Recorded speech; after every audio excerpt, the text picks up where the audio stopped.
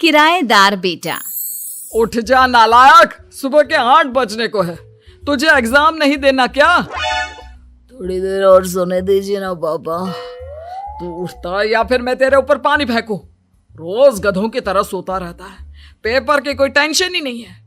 और एक हमारा समय था जब हम पेपर में फेल होने के डर से रात भर पढ़ा करते थे, सो ही नहीं पाते थे।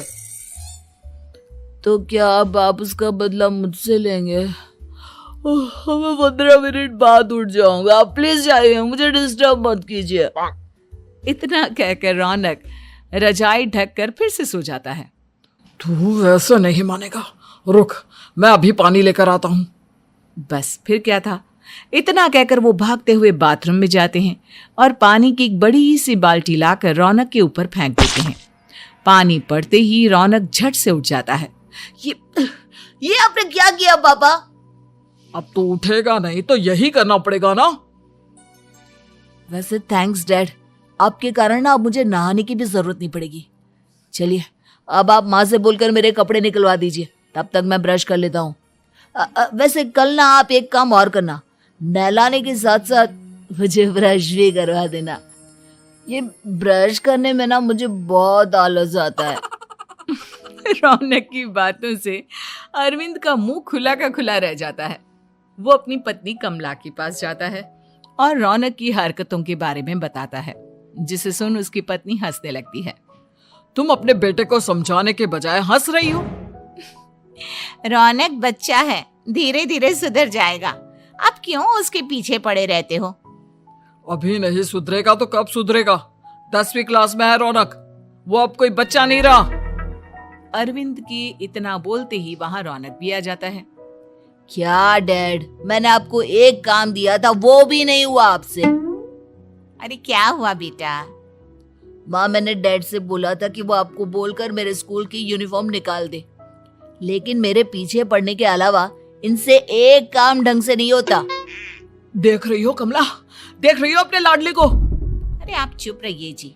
चलो बेटा, मैं तुम्हें कपड़े निकाल कर दे देती हूँ। बस ऐसे ही साल पर साल बीतते जाते हैं, लेकिन रौनक के रवैये में कोई बदलाव नहीं आता। वो पहले से भी ज्यादा आलसी और पूरी तरह अपने माता पिता पर निर्भर हो जाता है। 2 साल बाद पता नहीं कहाँ गायब रहता है पूरे दिन, अब तक तो आ जाना चाहिए था। अरे आप इतनी फिक्र क्यों कर रहे हैं उसकी? दोस्तों के साथ खेल रहा होगा, आ जाएगा अभी। ये कोई टाइम है खेलने का? 10 बजने वाले हैं, इतनी रात में कौन खेलता है? कमला कुछ कहती उससे पहले ही रौनक वहां आ जाता है। मम्मी जल्दी से खाना लगा दो, बहुत भूख लग रही है। तुम्हें तब तक खाना नहीं मिलेगा जब तक तुम बता नहीं देते कि इतनी रात गए कहां से आ रहे हो। ओ प्लीज डैड, अब आप एसी पे प्रद्युमन बनकर मेरे सर पर बंदूक लेकर मत बैठ जाना। अपनी फालतू की बकवास बंद कर और बता कहां से आ रहा है। माँ अब समझाइए ना डैड को। बता देना बेटा, इनको भी तसल्ली हो जाएगी। आप बोल रही हैं तो बता देता हूँ, मैं दोस्तों के साथ मूवी देखने गया था, इसलिए देर हो गई। तो इन सब चीजों में मेरे पैसे उड़ाता है। कभी 1 रुपया कमाने के बारे में सोचा है तूने? जब देखो हवा की तरह पैसे उड़ाता रहता है। माँ अब आप इन्हें चुप करा दीजिए, वरना ना मुझे गुस्सा आ जाएगा। अच्छा क्या कर लेगा? बता ना क्या कर लेगा तू? वैसे बात तो ठीक ही है, मैं कर ही क्या सकता हूँ। पैसे तो फिर भी मैं आपसे ही मांगूंगा ना। चलिए अब ये सब बात छोड़िए और मम्मी मेरे लिए खाना लगा दीजिए।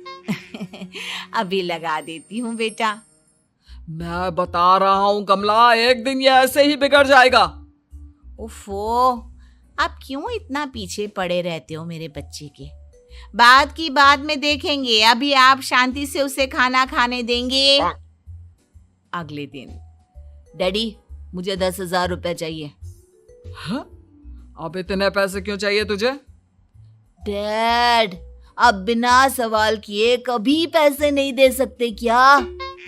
जब तक तू बताएगा नहीं तुझे पैसे भी नहीं मिलेंगे। अरे अब आप अपने बेटे को पैसे भी नहीं दे सकते? नालायक, तेरी उम्र के लोग नौकरी करते हैं और एक तू है जो नौकरी करने का नाम ही नहीं लेता कभी। आप लोगों के होते हुए भला मैं नौकरी क्यों करूं? अरे हम कब तक पैसे देंगे तुझे? तुझे भी तो अपने पैरों पर खड़ा होना होगा ना। कौन सा उधार के पैरों पर खड़ा हूं? अपने ही तो पैरों पर खड़ा हूं मैं। इसी तरह रौनक दिन प्रतिदिन लापरवाह होता जाता है। उसकी लापरवाही को देखते हुए अरविंद और कमला अपने बेटे की शादी कराने का फैसला लेते हैं और 1 महीने के अंदर अंदर ही रौनक की शादी मेघा नाम की लड़की से करा देते हैं। शादी के कुछ दिन बाद, रौनक, मुझे एक अच्छी सी साड़ी चाहिए, आप ला दोगे ना? हाँ, क्यों नहीं। कितने तक की आती है साड़ी? यही करीब 5,000 तक की। तुम चिंता मत करो, मैं आज ही डैडी से पैसे मांगकर तुम्हारे लिए साड़ी ले आऊंगा। आप कब तक ऐसे ही अपने पापा से पैसे मांगते रहेंगी? कोई अच्छी सी नौकरी क्यों नहीं कर लेते आप? अरे डैड के होते हुए मुझे नौकरी करने की जरूरत ही क्या है? पर आप ऐसे कब तक उनसे पैसे मांगते रहेंगे? कुछ आपको अपने दम पर भी तो करना होगा ना। अब तुम भी बाकी लोगों की तरह मुझे ज्ञान देना शुरू मत कर देना। साड़ी चाहिए ना तुम्हें, मिल जाएगी बस। इतना कहकर रौनक अपने पिता से पैसे मांगने चला जाता है। डैडी, मुझे 5,000 रुपया चाहिए। अब 5,000 क्यों चाहिए तुझे? वो मेघा को साड़ी चाहिए थी। अरविंद आगे बिना कुछ कहे चुपचाप उसे पैसे निकाल कर दे देता है। कुछ दिन बाद, तुम्हें नहीं लगता कमला, रौनक हम पर पहले से भी ज्यादा डिपेंड हो गया है? मुझे तो अब उसके भविष्य की चिंता होने लगी है। कल को हमें कुछ हो गया तो वो क्या करेगा? काश तुमने पहले ये सोच लिया होता तो आज हमारा बेटा इतना लापरवाह नहीं होता। तब मुझे कहाँ पता था कि मेरा लाड प्यार उसे इतना बिगाड़ देगा कि वो इस हद तक लापरवाह बन जाएगा। कोई बात नहीं, अभी भी देर नहीं हुई। मुझे पता है उसे कैसे सुधारा जा सकता है। कैसे? अरविंद कुछ कहता उससे पहले रौनक वहां आ जाता है और पैसों के लिए हाथ फैलाने लगता है। डैड, मैं और मेघा बाहर घूमने जाना चाहते हैं। अरे वाह, ये आज सूरज कहाँ से निकला है? Dad please. अच्छा चलो अब मुद्दे की बात करो। मुझे अब 25,000 चाहिए। अब तुम्हें 1 रुपया भी नहीं मिलने वाला। अगर तुम्हें पैसों की इतनी ही जरूरत है तो कोई ढंग की नौकरी कर लो। मम्मी, आप कुछ कहिए ना डैड को। बेटा, वो गलत क्या बोल रहे हैं? ये सब हम तेरे भले के लिए ही तो कर रहे हैं। मम्मा, मैंने बताया ना आपको, मुझे नहीं करनी कोई जॉब वॉब। तो ठीक है, निकल जाओ हमारे घर से। तुम्हारे जैसे लोगों के लिए मैंने ये घर खड़ा नहीं किया है। जितना ये घर आपका है ना, उतना ही मेरा भी है। मैं कहीं नहीं जाने वाला। जाना तो पड़ेगा ही तुझे, क्योंकि अब मैं तेरा कोई भी खर्चा नहीं उठाने वाला। ठीक है, मत उठाइए मेरा खर्चा, मैं अपने दम पर भी जी सकता हूँ। तो बेशर्मों की तरह अब तक यहाँ क्यों खड़ा है? अपना सामान ले और निकल जाए यहाँ से। रौनक पैर पटकते हुए वहां से चला जाता है। घर से निकालना जरूरी है क्या उसे? बिना पैसों के कौन रखेगा उसे किराए पर? अगर उसका भविष्य सुधारना है तो हमें अपने दिल पर पत्थर रखकर ये कदम उठाना ही होगा। दोनों बात कर रहे होते हैं कि रौनक अपनी पत्नी के साथ एक बड़ा सा बैग लेकर घर से निकल जाता है, लेकिन घर से बाहर उसे कोई भी मुफ्त में अपने घर किराए पर नहीं रखता। अंत में थक हार कर वो फिर से अपने घर चला जाता है। क्या हुआ? थोड़ी देर पहले तो दहाड़ते हुए घर से निकला था, अब क्या हुआ? नहीं रखा ना किसी ने तुझे किराए पर? डैड प्लीज, मैं कुछ दिनों में कोई अच्छी सी नौकरी शुरू कर दूंगा। आप तब तक तो हमें रख लीजिए प्लीज। सुबह से रात हो चुकी है लेकिन कोई हमें रखने को राजी नहीं है। अब आप ही बताइए, इतनी रात को मैं मेघा को लेकर कहाँ जाऊंगा? ठीक है, बहू की वजह से मैं तुझे घर पर रख रहा हूँ, लेकिन तू इस घर में एक बेटे की नहीं बल्कि एक किराएदार की हैसियत से रहेगा। 3 महीने हैं तेरे पास। इन 3 महीनों के अंदर अंदर मुझे तेरी पहली तनख्वाह हाथ में चाहिए, समझ गया?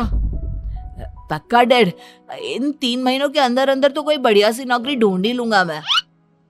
ऐसे ही धीरे धीरे समय बीतने लगता है और अरविंद के दिए 3 महीनों में से 2 महीने बीत चुके होते हैं। पापा जी ने हमें 3 महीने दिए थे, जिसमें से 2 महीने तो बीत चुके हैं।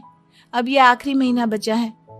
अरे तुम चिंता मत करो, आज मेरा ना 2 जगह इंटरव्यू है, दोनों में से कहीं ना कहीं तो जॉब लग ही जाएगी। अच्छा, all the best. Raunak interview के लिए निकल जाता है, जिसके बाद शाम में रौनक घर आता है। कैसा गया इंटरव्यू? आपकी नौकरी लगी या नहीं? अरे पहले सांस तो ले लेने दो अच्छे से। बताइए ना, मुझसे तो जरा भी इंतजार नहीं हो रहा है। वो दरअसल बात यह है कि मेरी नौकरी तो लग चुकी है, लेकिन पैसे बहुत कम है। कितने पैसे हैं? 15,000। इतने में अरविंद और कमला मिठाई का डिब्बा लेकर आ जाते हैं। बधाई हो बेटा। हम जानते थे तेरी जॉब जरूर लगेगी। लेकिन मेरी सैलरी बहुत कम है मम्मा। कम है तो क्या हुआ, धीरे धीरे बढ़ जाएगी। हाँ बेटा, हम तो बस चाहते थे कि तू अपने पैरों पर खड़ा हो जाए। मतलब अब आप मुझे घर से नहीं निकालेंगे? नहीं, ये सब हमने तुझे जिम्मेदार इंसान बनाने के लिए किया था। Thank you mummy papa. अगर आप दोनों ऐसा नहीं करते तो मुझे कभी अपनी जिम्मेदारियों का एहसास तक नहीं होता। आज आपने मुझे सिखा दिया कि इंसान का अपने पैरों पर खड़ा होना भी जरूरी होता है। इतना कहकर रौनक झट से अपने माता पिता के गले लग जाता है और अपनी कमाई की पहली तनख्वाह वो अपने माता पिता के हाथ में सौंपता है। इस तरह रौनक एक गैर जिम्मेदार व्यक्ति से एक जिम्मेदार व्यक्ति बन जाता है।